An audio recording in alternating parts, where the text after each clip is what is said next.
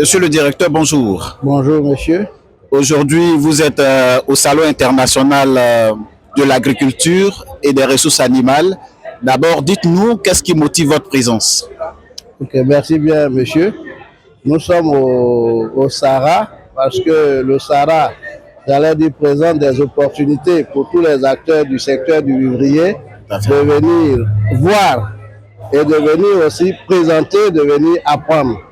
Donc, nous sommes là pour présenter, nous, ce que nous avons fait, nous savons faire dans le secteur du vivrier, mais voir également tout ce qui se fait aussi en termes d'innovation dans le secteur du vivrier.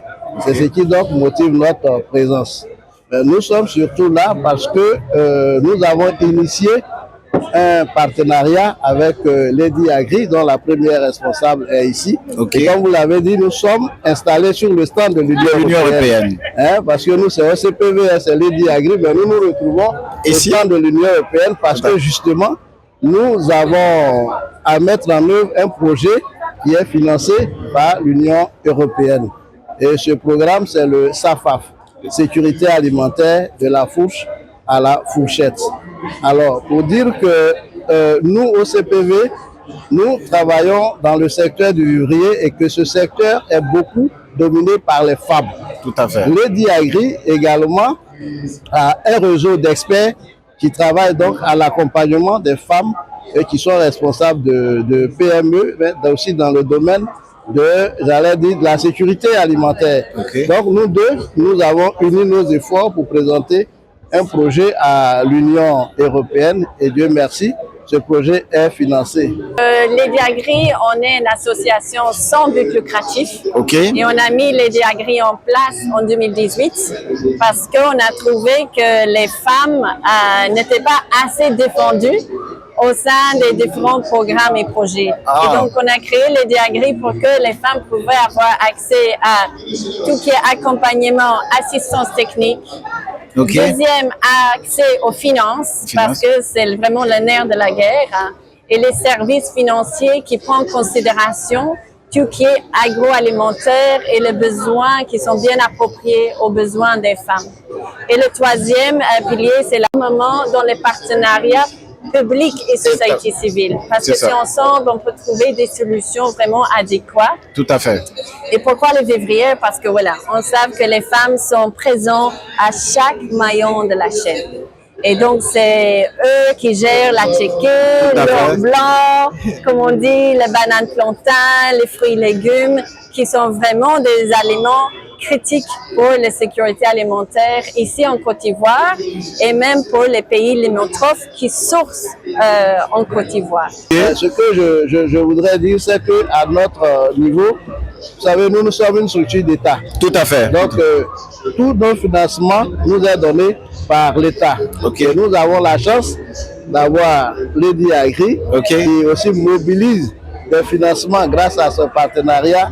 Donc, le peu que l'État nous donne, eux, ils vont accompagner ça pour qu'on ait beaucoup pour accompagner les femmes. Donc, dans notre programme, il y a même un accès au financement dans le cadre des subventions, mais pour soutenir les femmes qui ont un vrai objectif. Donc, pour les coopératives et des associations qui sont bien structurées et qui prennent le pas pour se formaliser. Et quand on ajoute cette structuration, un outil, ces organisations, avec l'outil digital, notamment le système d'information marché de l'OCPV, dont le E-grenier, en fait, ça ouvre le marché et ça ouvre les opportunités aux femmes pour qu'elles sont plus en contrôle. Et c'est pas eux qui sont en train de juste subir un petit prix au bord champ. Et donc, on veut vraiment que les femmes avancent avec la modernisation de cette filière, parce que si elles ne font pas, elles vont être exclues petit à petit. Donc, on veut l'accès à les solutions digitales, l'accès au financement concret, mais aussi pour encourager les femmes pour se formaliser et en fait être les leaders de leur filière. Bien sûr. Voilà. Comme je l'ai dit, elles viennent non seulement pour présenter ce qu'elles savent faire, mais également regarder tout ce qui est innovation dans le milieu du vivrier. Tout à fait. Mais autre chose importante, c'est qu'elles peuvent trouver des opportunités de marché au sein du Sahara. Bien sûr. Donc, c'est une belle opportunité pour elles. Il faut qu'elles profitent pleinement du Sahara, qu'elles prennent des contacts avec des gens qui peuvent les aider. En plus de ce que déjà nous on fait, il faut trouver d'autres partenaires qui peuvent les aider à développer leur activité. Donc, mesdames, on va travailler ensemble. Il faut qu'on aille plus vers tout qui est formalisation, parce qu'avec la formalisation, c'est ça qui nous ramène vers les accès concrets que vous avez besoin. L'accès au financement, l'accès au marché. Pour bien vendre, pour bien sécuriser des acheteurs fiables, il faut qu'on passe ce cap de formalisation. Il faut qu'on n'ait pas peur des digital, des solutions. Soyons courageuses, adoptons les nouvelles technologies pour que toutes ces innovations marchent pour nous, les femmes. En tout cas, bon Sahara à toutes les femmes et profitez de toutes les opportunités qu'offre le Sahara. Allez, merci, merci. Le projet consiste à faire un groupage par rapport à nos produits vivriers en Côte d'Ivoire et aider à la commercialisation de nos produits vivriers en Côte d'Ivoire.